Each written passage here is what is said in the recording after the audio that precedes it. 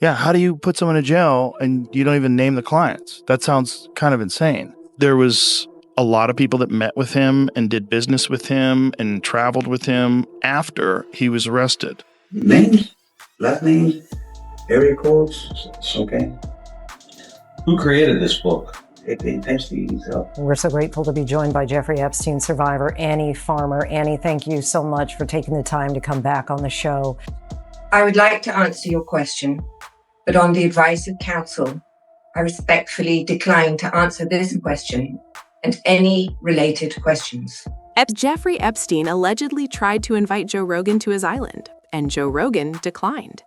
Long before any files were released, billionaires, government officials, tech CEOs, and celebrities surrounded Jeffrey Epstein. But one person who always sensed something was wrong was Joe Rogan. From details about what was written in Epstein's secret black book to what allegedly happened aboard the Lolita Express private plane, Joe Rogan has discussed information that surfaced in connection with the Epstein files, including details that some claim were not fully redacted. People have an understanding of how things are really working than ever before. Yeah. Like this Epstein file thing, right? That was a big eye-opener for a lot of people. When you see how many people after 2008, after he was arrested, after he went to jail, were actively taking money from him. MIT took money from him and tried to hide it and said to make sure that any donations from Jeffrey are listed as anonymous. So Wow. you find out like people are like, they referred to him as Voldemort, like you couldn't say his name. Wow. There was a lot of people that met with him and did business with him and traveled with him after he was arrested, after he went to jail. Do you spend a lot of time reading them? No, I try not to. I try to have experts come on. I try to read. You can't change it. Yeah. And it'll with your head. Yeah, it's like toxic. You will really get. It'll stick with I know I've tried not to. Yeah. In a recent episode of his show, Joe Rogan shared that back in 2017, one of his guests, Lawrence Krauss, a theoretical physicist, tried to connect him with Jeffrey Epstein. References to this interaction have been reported in discussions around document releases. According to emails attributed to Jeffrey Epstein and Lawrence Krauss, Epstein was interested in being introduced to Joe Rogan, saying he thought Rogan was funny. Krauss reached out, but Rogan was not interested.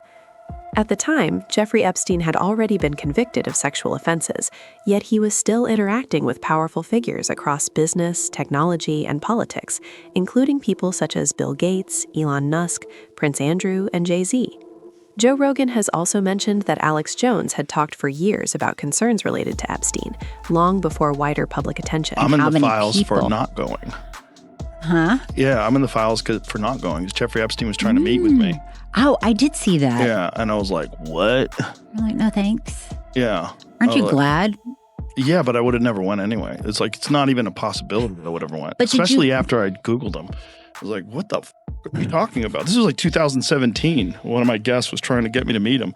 I was like, you high? Like, what the are you talking about? For what reason would you? What would be... If I was a guy who was like sucking up to the rich and powerful, if I was really interested in hanging out with rich and powerful people.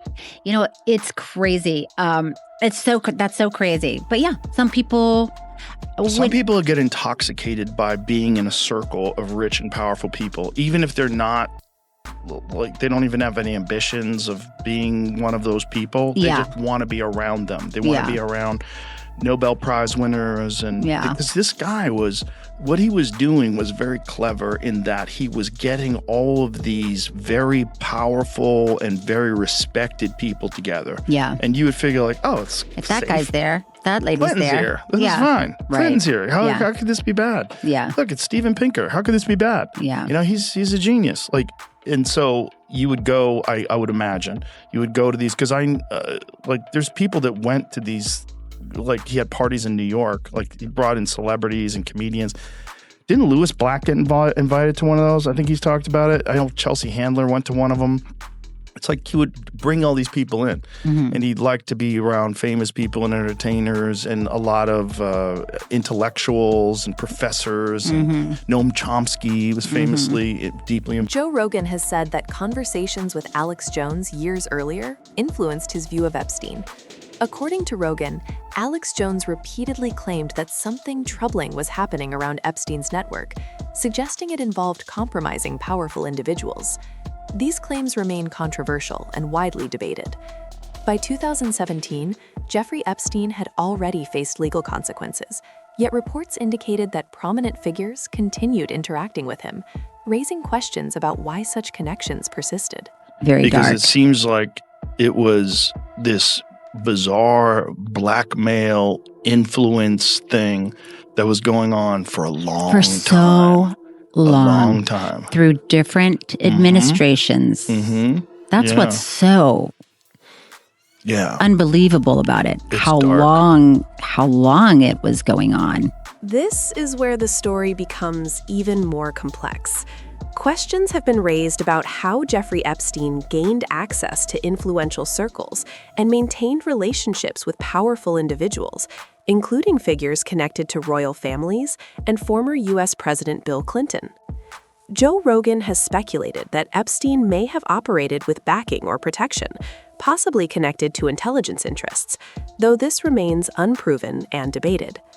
Observers have long questioned how Epstein funded his lifestyle, which included private jets, a private island, and multiple properties around the world. In your head, what do you think your best assessment of what Epstein, who was Epstein, who was he working for? Well, I don't know, right? So I'm just guessing. Everybody wants to say he was working for the Mossad. He very well could have been. He could have been working for the CIA. He could have been a guy who was on his own, but also working with them, right? Like a guy that they used, but they never fully endorsed. Like an asset. Yeah. Yeah. And a guy who could move money around. Right. He definitely... Good at laundering money. The moving money around stuff was very weird because he had money through no way that anybody could ever explain. Yeah. He had an enormous amount of money through no way that nobody could ever explain. Which, you know, if you're state-funded, you're funded by Israel, and Israel's funded by America, and, you know, there's also NGOs and nonprofits, and there's ways to move money around where you can give this guy money. Yeah. So he was like Weinstein, who is an economist, right? Weinstein's a legitimate mathematician. Eric? Yeah. So when Eric met him, his first inclination was he was a fraud. He's a construct. Yeah, a construct. And did he tell you the whole story about the girl sitting on his lap? Yep. So Epstein, while he's meeting with Eric Weinstein for the first time, has a beautiful girl sitting on his lap, and a woman, I shouldn't say girl. He said she was like in her 20s, and she's sitting on his lap, and he's bouncing around, start juggling around while he's asking math questions. Yeah, talking serious. So he was obviously nerd fishing. He was fishing for nerds, and I think he caught a lot of nerds in that net.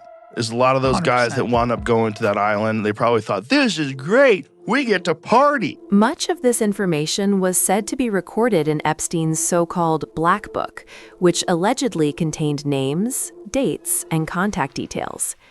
In 2009, the FBI conducted a sting operation after someone claimed to possess the book and attempted to sell it.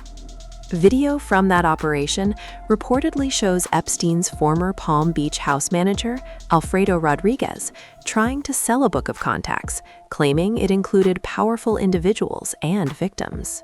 Rodriguez also alleged that Ghislaine Maxwell maintained a database of girls, reportedly including sensitive material. This database has never been publicly recovered, and Maxwell has not cooperated with authorities following Epstein's death. Names, last names, area codes, it's okay. Who created this book? Epstein himself.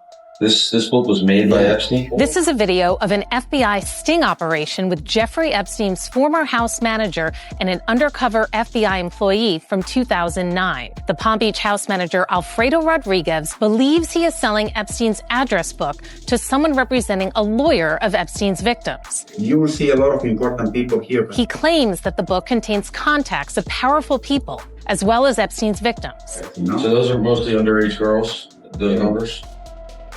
They were very young. A source familiar with the case confirmed the video shows the sting operation, which court documents show happened 2 years after the FBI demanded that Rodriguez turn over any Epstein documents.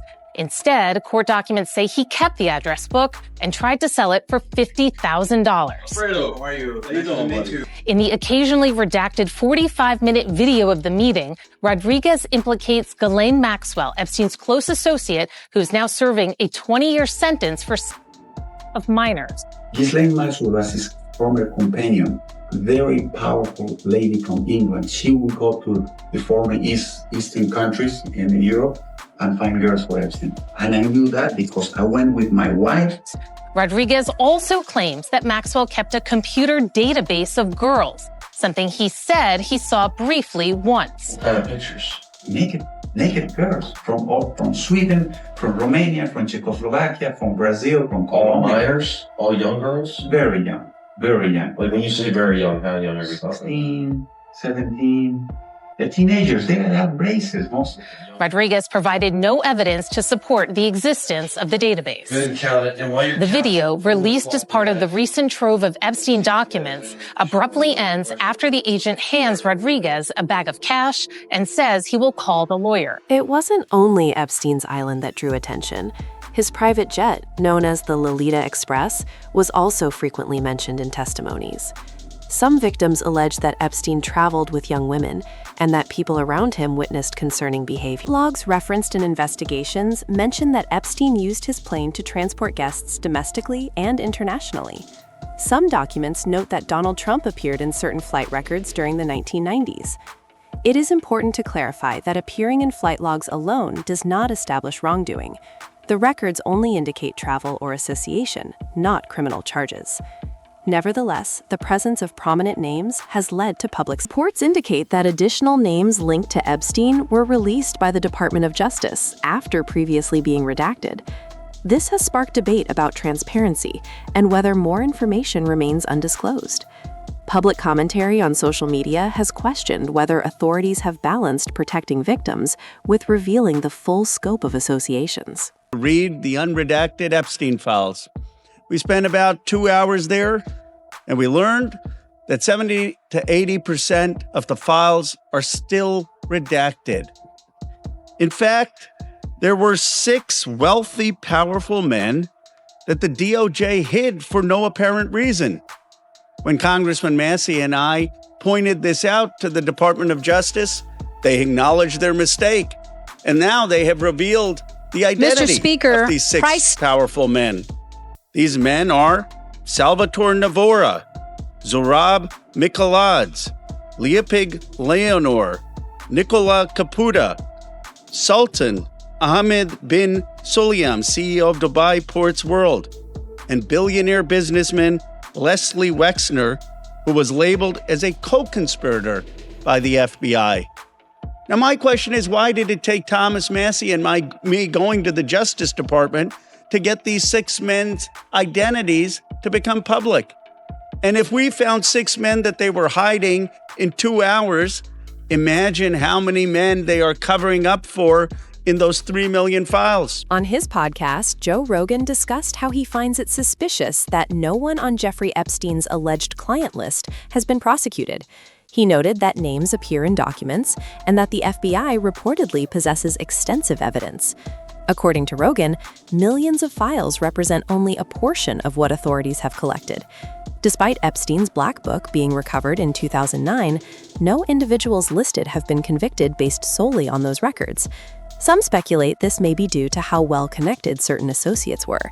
There have also been claims that Epstein had ties to intelligence networks, but no publicly verified evidence confirms he worked for any agency.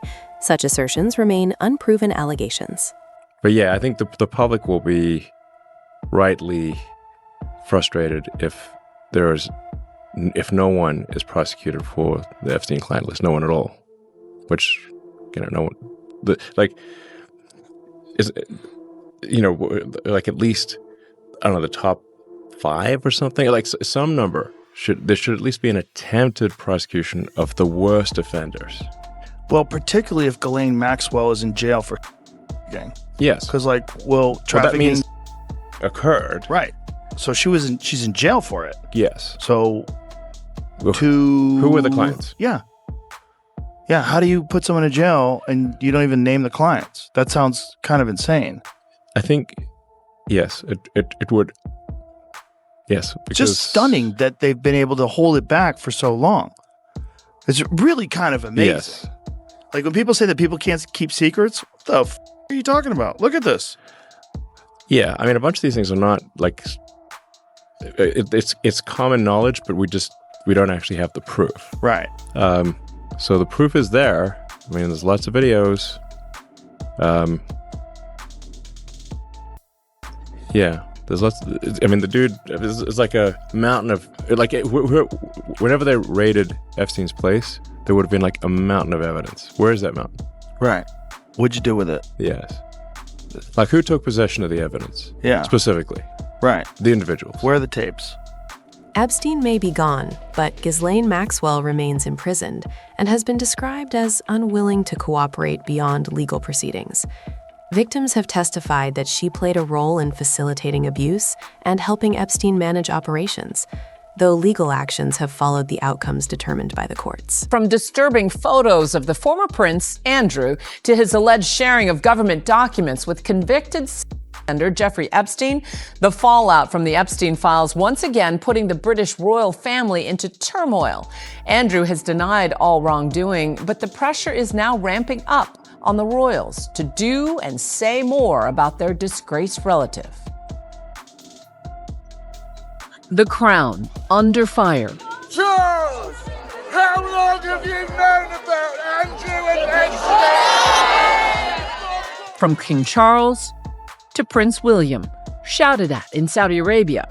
To what extent do you think the royal family has done enough around the Andrew and Epstein issue? ITV also capturing Queen Camilla getting tough questions too. Do you have a message for Epstein's victims, Your Majesty? We've never actually seen other members of the royal family heckled to the extent that we have in the last few days. Reports indicate that Ghislaine Maxwell was called to testify, but declined to answer certain questions, exercising her legal rights.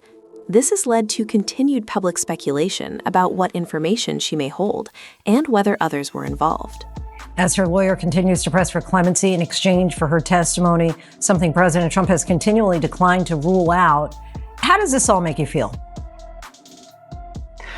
It's honestly very disturbing to see these images of her and have her be looked at as someone who could potentially be providing any kind of information in this case. I mean, she has refused over and over to cooperate with the investigation. She's refused to she doesn't have any empathy or has not expressed any empathy or remorse to her victims. So I think it's highly problematic that anyone would consider negotiating with a serious criminal like this. And I think it would just really be indicative of guilt in some way, because we know that she is not a credible source of information. And you say to her victims, as you know, she has repeatedly said that she had no involvement directly with actually.